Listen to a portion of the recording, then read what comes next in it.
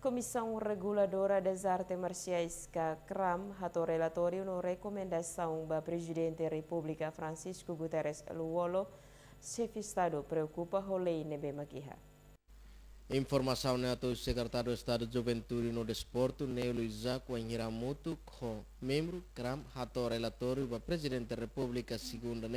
e a Palácio Presidente Nicolau Lobato Barpite, Kata que recomendação é essencial a chefe de Estado, mas tem que implementar a lei número 5 com rigor. Presidente da República,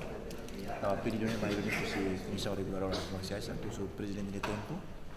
e crama cara kalau relatório do Presidente sobre existência crama durante período de 10 hari.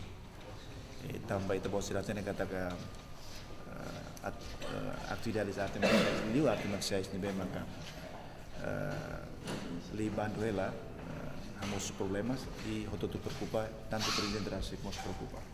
Então CRAM mai ne atu apresentas com a facto ser no presidente CRAMia e iremos a recomendações para órgão competente ali para o governo com a saída maka CRAM uso atu bele soluciona os problemas ser no maka envolve artes marciais e a na sociedade.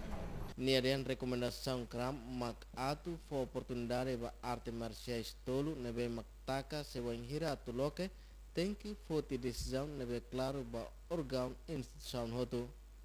Niamo susu para governo atu cria facilidade nebe mak dia para atividade desportiva grupo artes marciais no recomendação sirane hotu CRAM hatova presidente baseava facto sirane bem acontece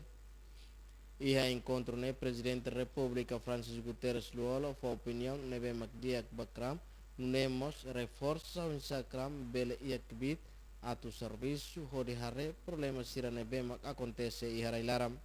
emergência na Pinto STL News.